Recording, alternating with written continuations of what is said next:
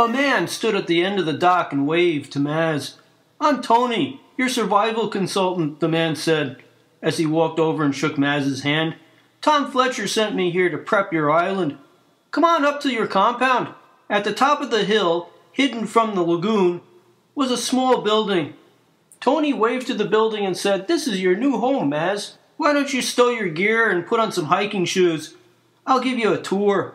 Tony began his tour with the water system. "There's no surface or groundwater on this island," he said, "so you'll have to collect rainwater. There's also a desalination backup." Tony showed Mazz the solar and wind generators. "There's enough power and battery storage for all your household needs and the electric boat." Tony showed Mazz his radio shack. "On a good day," Tony said, "you should be able to tune into shortwave radio stations around the world. It's a good way to keep track of the world going to hell in a handbasket while you sit here in paradise." Tony invited Mazz to inspect the storeroom built into the side of the hill. "You have enough freeze-dried, shrink-wrapped food to last 30 years or more. You also have a garden and seeds if you want something fresh and green. And as long as the sun shines," Tony said, "you can cook with this solar oven." Tony took a device off a shelf and showed it to Mazz. "This is a radiation detector.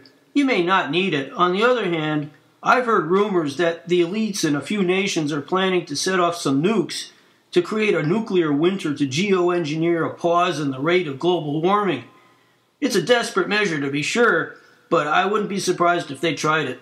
Tony continued, "Setting off nukes would kick up a lot of smoke and dust. The resulting nuclear winter would keep temperatures down a few degrees. But when all the dust and aerosols fall out of the atmosphere, the heat will come roaring back with a vengeance. You'll also have a lot of radioactive fallout and increased ultraviolet radiation from the destruction of the ozone layer. That's why I packed you a hazmat suit and some eye protection for when you go outside. It's just a precaution." "Which gets me to your defense capabilities," Tony said. "You have boxes of weapons and ammunition in the storeroom. I'd familiarize yourself with them." Tony pointed to the harbor entrance. "That's your weak spot, Mazz. You got sheer cliffs everywhere else on the island. I packed some mines for you, enough to blow up a small navy. Just string them across that entrance."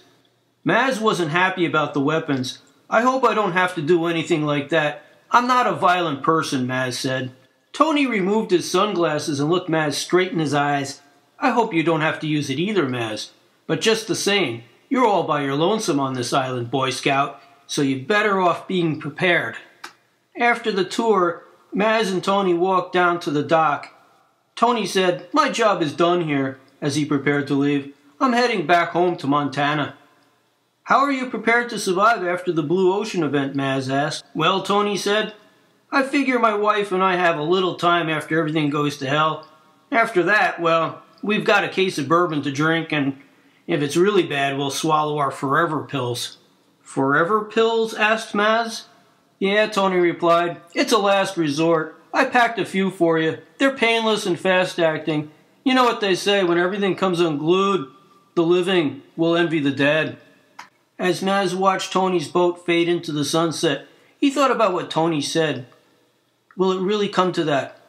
Will the living really envy the dead?